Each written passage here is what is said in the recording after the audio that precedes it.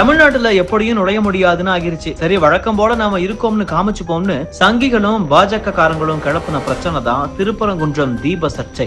இந்துக்களும் இஸ்லாமியர்களும் அமைதியான முறையில திருப்பரங்குன்றத்துல வழிபட்டுட்டு வர நிலையில கார்த்திகை தீபம் ஏத்துற பிரச்சனையை உருவாக்கி தமிழ்நாட்டுல கலவரத்தை உண்டு பண்ண நினைச்சிருக்காங்க. ஏன்னா காலங்காலமா திருப்பரங்குன்றத்துல இருக்க உச்சி பிள்ளையார் கோயில்ல தான் கார்த்திகை தீபம் ஏற்றப்பட்டு வருது. ஆனா பாரம்பரிய தீபத்தூண்ல தான் தீபம் ஏத்தணும்னு அதுக்கு தமிழ்நாடு அரசு அனுமதி மறுக்குதுன்னு ஒரு வதந்திய கிளப்பி பிரச்சனை பண்ணிட்டு இருக்கு இந்த சங்கி கும்பல். உண்மை என்னன்னா, இந்த சங்கிங்க எல்லாம் தீபத்தூண்னு குறிப்பிடுறது திருப்பரங்குன்றம் மலையில சிக்கந்தர் தர்கா பக்கத்துல இருக்க நில அளவை கல்ல தான். இந்த அளவை கல் 19ஆம் நூற்றாண்டுல பிரிட்டிஷ்காரங்களால நடப்பட்டது.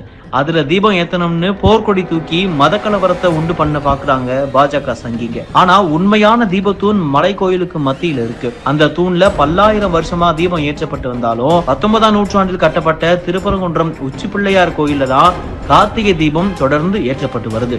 ஏன்னா திருப்பரங்குன்றத்துல எந்த இடத்துல கார்த்திகை தீபம் ஏற்றப்பட்டு வந்ததோ அங்கேதான் தீபம் ஏற்ற வேண்டும் அப்படின்னு 2014ஆம் ஆண்டு உயர் நீதிமன்றம் தீர்ப்பளிச்சிருக்கு. அப்படித்தான் உச்சி பிள்ளையார் கோயில்ல நடப்பாண்டும் தீபம் ஏற்றப்பட்டிருக்கு. இதுல உயர் நீதிமன்றத்துல தாக்கல் செய்யப்பட்ட RSS ஓட புத்தகமே மறுக்க முடியாத ஆதாரமா இருக்கு. திருப்பரங்குன்றம் தர்கா அளவைகளும் தீபத்தூணும் வேற வேறன்னு RSS சொன்ன பிறகு என்ன மேட்ச் என்ன டீம்னு தெரியாம தீபம் ஏற்ற அரசு அனுமதிக்கலன்னு புரளிய கிளப்பி மக்களோட மத நல்லிணக்கத்தோட அரசியல் பண்ணிட்டு இருக்காங்க சங்கி பரிவாரங்கள். தமிழ்நாட்டு மக்களோட சகோதரத்துவத்தை குலைக்க நினைக்கும் எந்த மதவாத சக்திக்கும் இங்க இடமில்லைன்னு காமிக்கிற விதமா திருப்பரங்குன்றத்துல கடையடைப்புக்கு அழைத்த இந்து அமைப்புகளை மக்கள் புறக்கணிச்சிருக்கிறது தான் காலத்தின் தேவை.